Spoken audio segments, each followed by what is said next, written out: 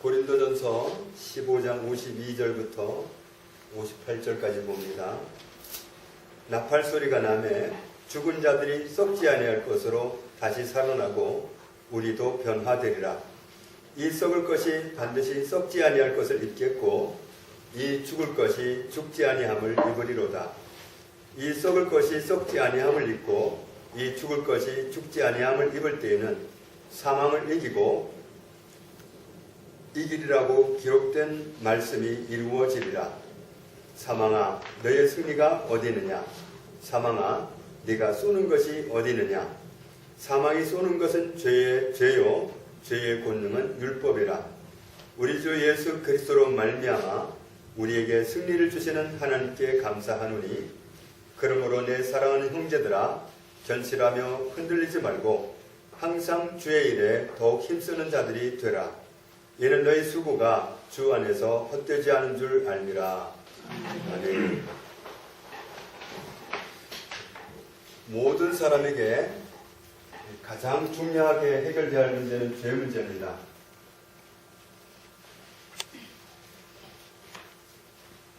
어느 때에 죄가 나에게 오느냐 하면, 내가 죄인이 되느냐 하면, 내가 죄인이 됐다고 하는 것은 율법을 범했다는 얘기입니다. 율법을 지키지 못했다.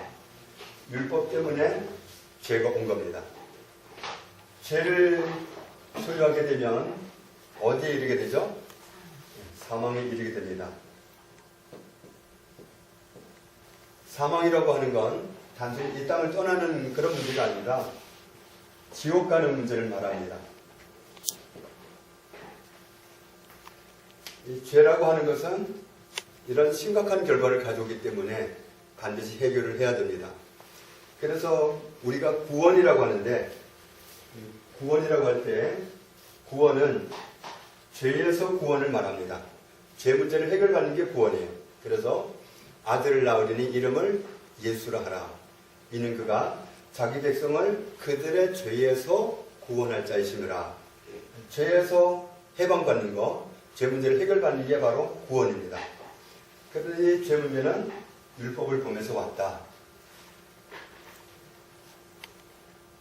성경에 보면 신명기 28장 14절 15절에 보면은 내가 오늘 너희에게 명령하는 그 말씀을 떠나 좌로나 우로나 치우치지 아니하고 다른 신을 따라 섬기지 아니하면 이와 같으리라.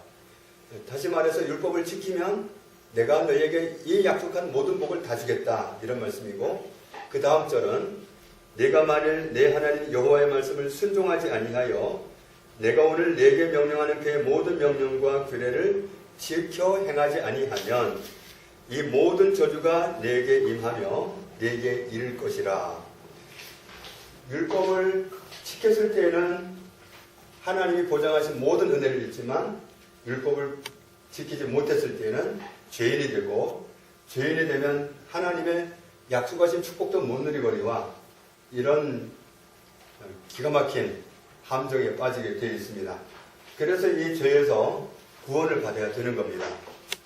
그런데 이 구원받는 문제에 있어서 또 많은 의견들이 있을 수가 있죠. 모든 사람이 구원받아야 되는데 어떤 사람은 바로 왜 죄가 되느냐, 왜 죄인이 되느냐, 율법 때문이다. 그러니까 이 율법이 문제다. 어떻게 해야 되냐면 율법을 안 지켜서 죄인이 됐기 때문에 어떤 주장들이냐면 율법을 완벽하게 지켜야 된다. 전에는 율법을 어겨서 범해서 죄인이 됐다면 우리가 율법을 지켜내면 될 거 아니냐. 그래서 구원받으면 된다. 이런 주장을 하는 사람들이 율법주의입니다. 여기에 해당하는 대표적인 사람들이 어떤 사람들이냐면 안식교. 안식교는 율법을 철저하게 지키자. 이걸 주장하는 사람들입니다. 그러다 보니까 그러면 율법을 완벽하게 지키기 위해서 어떻게 해야 되느냐. 율법을 지키는 문제에 있어서 제일 문제가 되는 게 뭐냐면 사람의 품성 문제다. 사람이 아무거나 집어먹다 보니까 품성이 나빠졌다. 그래서 품성이 나빠지지 않도록 뭘 먹지 말자? 고기는 먹지 말자. 고기 먹으면 사람이 성질이 더러워진다. 그래서 고기를 먹지 말고 뭐만 먹자? 채식만 하자. 그래서 한때 우리나라에 굉장히 바람을 일으켰던 이상구 박사, 그 양반이 안식교 교인입니다. 그래서 풀만 먹어야 된다고 주장한 거예요. 그런데 왜 그랬느냐 하면 안식교인이라서 그런 거예요. 자기는 율법을 지키려고 하는데 고기 먹어가지고 성질이 나빠지면 율법을 못 지키니까 풀만 먹어가지고 좀 완화시켜가지고 율법을 지켜서 구원받자. 그래서 이게 나온 겁니다. 그런 주장을 바탕으로 한 거니까 율법주의는 그래서 나온 것이고, 또 어떤 사람들이 있느냐 하면 이런 사람들이 있습니다. 율법이 문제다. 율법이 문제니까 율법을 없애버리자. 율법을 없애는 게 뭐냐면 율법이 없다는 것은 법이 없는 걸 말합니다. 이런 사람들을 뭐라고 하느냐면 법이 없으니까 무법입니다. 무법, 방종주의.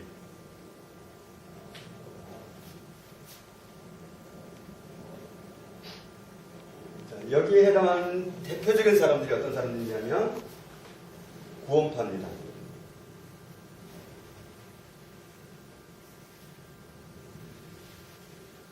율법이 문제다.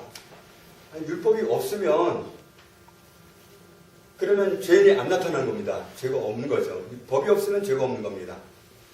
그러니까 이 율법을 없애자. 율법 거기에 매이지 말자. 예수님이 오셔서 율법을 폐해버리셨다. 그래서 율법 없다. 그래서 무법 방종주의로 나가는 겁니다. 그러다 보니까 이런 문제가 발생하는 거예요. 식사기도를 하죠, 우리는. 식사기도하는 거 율법입니다. 왜 율법을 향하냐? 너 아직도 율법이 남았냐? 이렇게 나오는 겁니다. 한 번에 또 이런 웃기는 얘기도 나오는 얘기가, 남녀 비슷한 나이 사람들이 우리가 정말 구원받은 거에 감사한다고 막 그러다가 형제가 이런 제안을 합니다. 자, 우리는 율법에 매는 사람들이 아니니까 내가 자매 가슴을 좀 만져도 되겠느냐 그랬어요. 그러니까 이 자매가 순간 생각하니까 이상하거든요, 이게. 헷갈리는 거죠, 이게. 뭐 가슴을 만져? 그래서 대답할 말이 마땅치 않으니까, 형제님 미안합니다. 내가 율법이 조금 남아가지고 좀 생각해 보겠습니다. 이런 정말 가능한 그런 집단이 바로 이런 집단입니다. 그래서 예수님이 율법을 폐하셨기 때문에 율법 없다. 그래서 이 사람들은 죄를 무슨 항목으로 나누냐 하면 이 사람들이 나눈 죄의 항목은 이겁니다. 원죄가 있고 자범죄가 있다.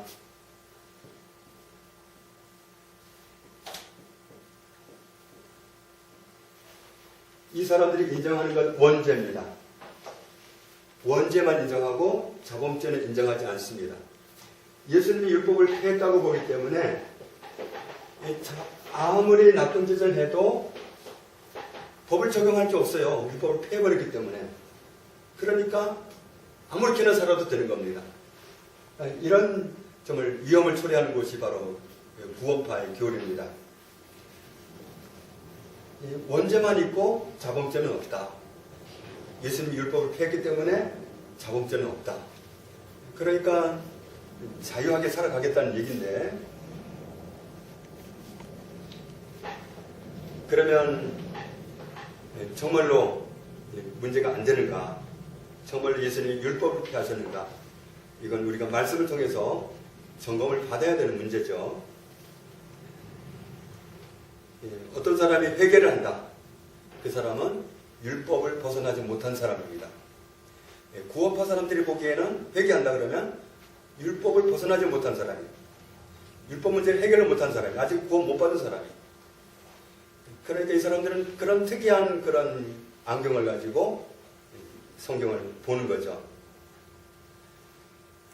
이렇게 되다 보니까 이 사람들은 뭐가 없냐면은 성화라는 게 없습니다. 하나님의 사람은 변화되어야 됩니다.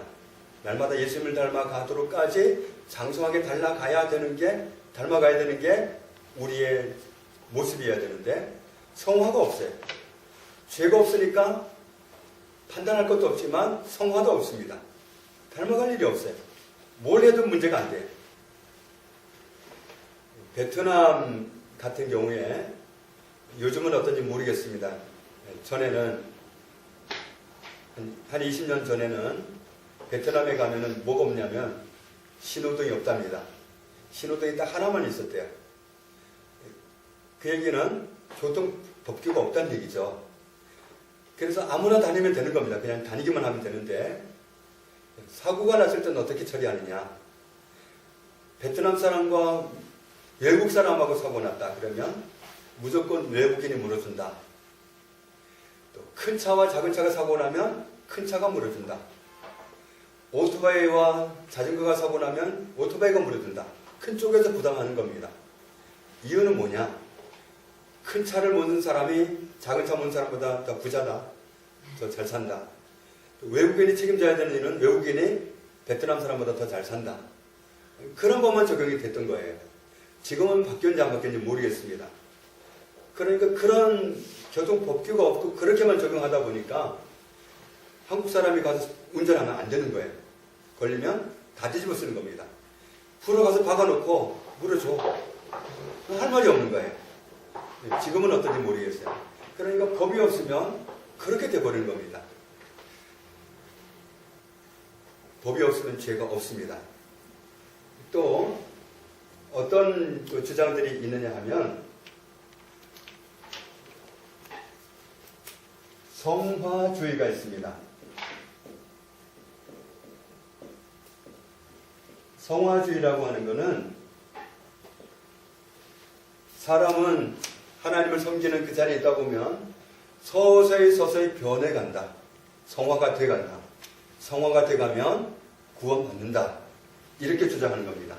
성화가 돼가면 하나님이 구원하신다.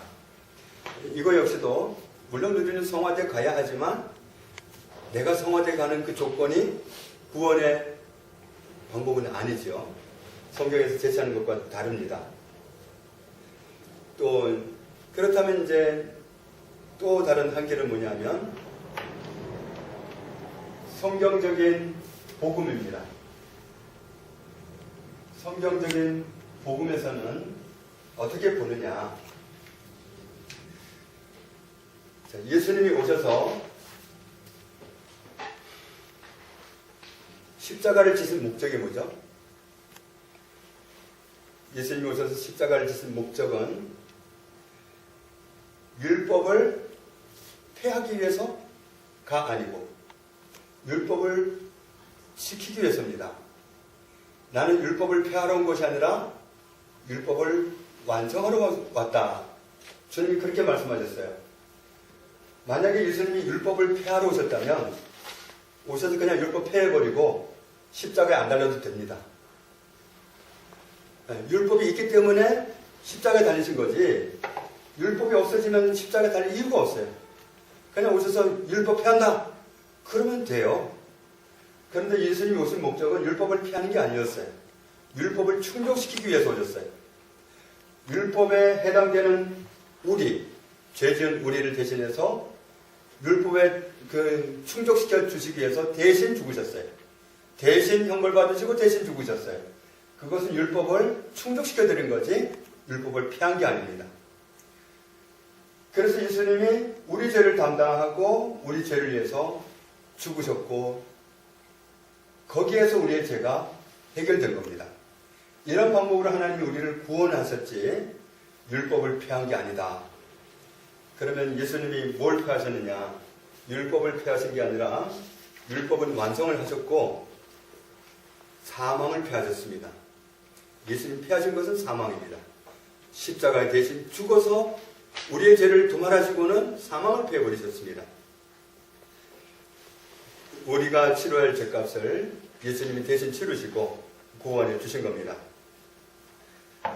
이런 얘기가 있습니다.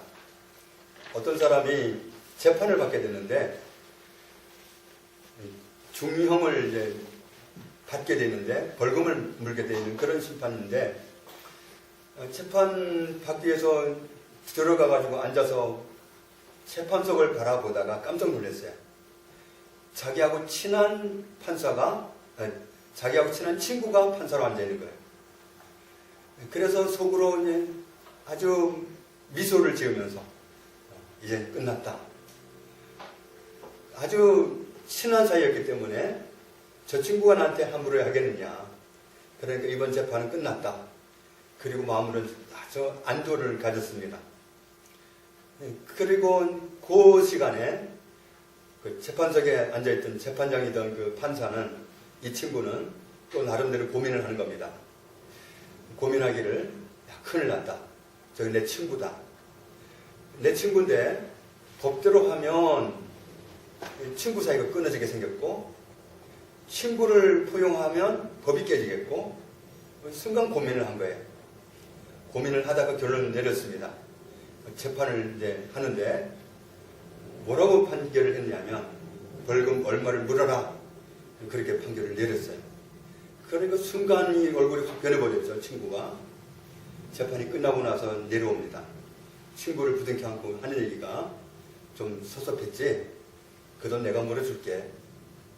자, 그러면 법도 충족시키고 친구도 그냥 부둥켜 안고 둘 다가 해결되는 겁니다. 이런 얘기입니다. 예수님이 십자가에 달리셨다는 것은 예수님이 법을 무시할 수는 없어요. 예수님이 법을 무시해버리면 안 되는 거죠. 공의로우신 하나님이신데 정의의 하나님이신데 법을 무시할 수는 없습니다. 자, 그런데 그 판결받는 자리에다가 당신을 집어넣으시고 당신이 판결받으시고 당신이 사형언도를 받으시고 당신이 죽으신 겁니다. 그렇게 해서 우리를 품으신 겁니다. 바로 이런 은혜를 베푸셔서 우리를 구원받게 하셨습니다. 그러니까 하나님이 우리를 구원하신 이 구원의 은혜는 정말 이 사람들이 생각하는 그런 상상을 초월합니다. 하나님은 우리에게 구원의 은혜를 주실 때 율법을 폐하신다든지 이런 방법을 하신 게 아니라 율법을 완벽하게 충족시키셨습니다. 대신 그 자리에 당신을 집어넣으신 거죠. 그렇게 해가지고 우리 대신 형벌을 받으시고 우리를 살려주셨습니다. 바로 이 은혜로 우리가 구원받은 겁니다. 그래서 예수님이 이 율법을 충족시키는 그 자리에 당신을 넣으셔서 십자가에 죽으시고 우리를 구원해 주셨다. 이걸 믿는 것이 바로 복음적인 구원의 방법이고 구원의 길입니다. 뉴욕 시민은 수도세를 안 문답니다. 왜 안 무냐면은 록펠러가 뉴욕 시민이었대요. 그런데 이 록펠러가 엄청난 부자였는데 죽으면서 자기 돈 얼마를 기부했답니다. 정부에다가. 뉴욕 시민의 앞으로 수도세는 내가 다 부담한다. 그래서 뉴욕 시민이 수도세를 안 내고 산대요. 그런데 그 중에 또 어떤 사람이 반기를 든다면 어쩔 수 없죠. 나는 록펠러 돈 안 받는다. 내가 내겠다. 그러면서 굳이 갖다 낸다면 어떻게 하겠어요? 받아야지. 네, 마찬가지입니다. 하나님의 아들이 오셔서 우리의 죄를 담당하시고 믿기만 하면 됩니다. 내가 너의 죄를 십자가에서 도말했다. 내가 너를 위해서 대신 죽었고 내가 너를 구원했다. 너의 죄 문제는 내가 말끔히 해결했다. 이 사실을 믿으면 구원입니다. 그런데 어떤 사람들은 끝까지 안 믿으려고 그래요. 정말 이 죽음을 눈앞에 뒀을 때 그럼 대부분의 사람들은 연약해져요. 복음을 전하면 그때는 거의가 받아들이는데 어떤 사람은 그 죽음을 눈앞에 두고도 막 촛불이 꺼지듯이 꺼지려고 그러는데도 안 받아들이는 사람들이 있어요. 험악한 얼굴을 하고는 아주 안 받아들여요. 그리고 어떤 분은 자기 아버지를 구원하기 위해서 돌아가시려고 하는 즈음에 복음을 전했답니다. 그랬더니 이 아버지가 거의 골골한 듯 죽어가다가 아들의 말을 듣더니 아버지 죽음이 끝이 아닙니다. 죽으시면 천국을 가든 지옥을 가야 되는데 그건 죄 때문에 가는 겁니다. 그런데 아버님의 죄를 예수님이 오셔서 다 해결을 하셨습니다. 아버님 예수님만 믿으시면 됩니다. 그러면 아버님의 죄는 이미 예수님이 다 해결해 버렸기 때문에 천국 갑니다.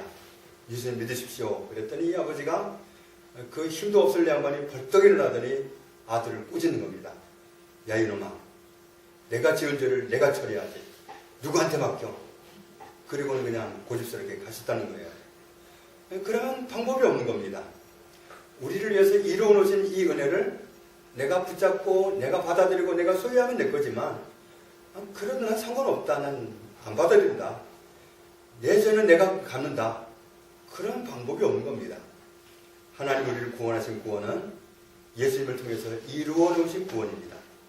죄에서 구원받는 건데 우리의 죄를 위해서 하나님의 아들이 오셨고 우리 죄를 담당하고 십자가에 대신 죽으셨으며 사흘 만에 다시 살아나셨습니다. 우리의 구원을 십자가에서 그렇게 이루신 그 예수님을 믿으면 감사함으로 받아들이면 감사함으로 모셔드리면 구원은 나의 것입니다. 예수님이 이루어 주셨습니다. 율법과 구원의 관계, 율법을 무시하느냐? 아닙니다. 하나님은 율법을 무시하지 않았습니다. 내가 율법을 완성하러 왔다. 율법의 한 획도 없어지지 않는다. 세상은 없어질지 몰라도 내 말은 없어지지 않는다. 주님은 그 말씀을 이루신 겁니다. 율법을 완성하신 겁니다. 이렇게 구원하셨다는 이 놀라운 복음, 이 은혜를 우리가 간직하고 정말 하나님께 영광을 돌리면서 감사하며 살아갈 수 있기를 원하고 또 알지 못하는 이웃들에게 나누어서 우리 가족들, 이웃들 한 사람 한 사람 다 살려낼 수 있는 주 앞에 쓰임받는 우리 모두가 되기를 주님의 이름으로 축복합니다. 하나님 아버지 감사합니다. 우리의 문제는 가장 중요한 문제가 죄 문제였습니다. 죄 문제를 해결하지 않으면 지옥 가는 사망의 문제가 있었는데 하나님의 아들 예수님이 오셔서 우리 죄를 담당하고 죽으사 죄에서 해방시켜 주신 은혜를 감사합니다. 예수님이 우리 죄를 담당하고 십자가에 죽으사 율법을 완성시키심으로 율법을 충족시켜 드리심으로 우리를 구원해 주신 그 은혜를 감사합니다. 우리가 하나님의 이 놀라운 사랑으로 예수 그리스도의 이 크신 사랑으로 구원받은 은혜를 감사합니다. 이 은혜를 날마다 간직하고 감사하며 영광 돌리며 살아가기 원합니다. 아직도 생명 없는 사람들에게 생명 되시는 예수 그리스도를 한없이 나누어 주고 살려내는 일로 쓰임받게 해 주옵소서. 예수님 이름으로 기도합니다. 아멘.